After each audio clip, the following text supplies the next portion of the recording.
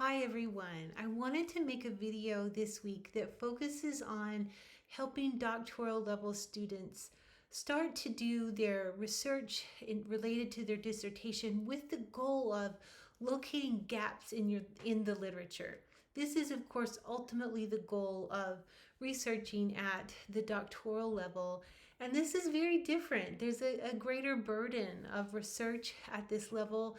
You may be used to, or you may remember the days of being an undergraduate student and you're writing papers, and really all you had to do was research the databases to find some articles that support your thesis and put that into a paper.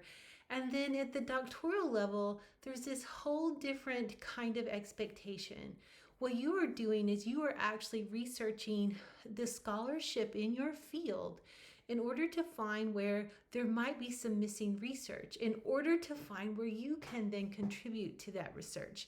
Now, there's a couple of steps to take that I want to talk about today to help you get into that process and just offer my tips for that process.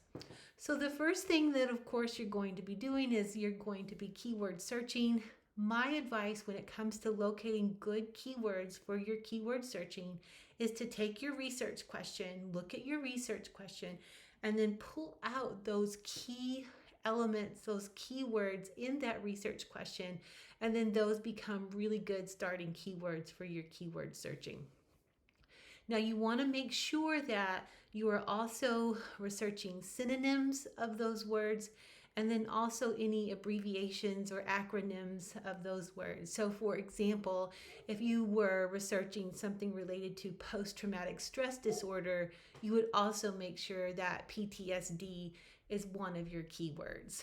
So now let's say you've done your keyword searching and you're starting to collect your literature. My next bit of advice is to develop some kind of matrix that you use in order to keep track of not only the publication information and the content, but also the themes. And so you would create a matrix where you have author, title, publication information, a couple sentences, a summary of the content, just enough to remind you what it's about. And then you have a very short summary of the themes that come up in that work. And then what happens then is over time, as you complete this matrix and you complete more of your research, what you start to see when you look down the themes column is you see, okay, these are the themes that are coming up over and over as I research this. And then of course, what you'll also find is, oh, these are the things that are never coming up. These are the holes. These are the places where there are gaps in the literature. And this is where there's great potential for me to contribute to my field as a scholar. And I think that's really the most important thing to keep in mind about all of this process is that as a doctoral student, as you're working on research for your dissertation, you want to think about it in terms of when I am finished with this, I'm going to be an expert, one of the top experts in this country, in this area. And because I will have that, I will have this knowledge, I will have done this research, I will be able to not only contribute to my field, but also to society as a whole. So I hope this is helpful.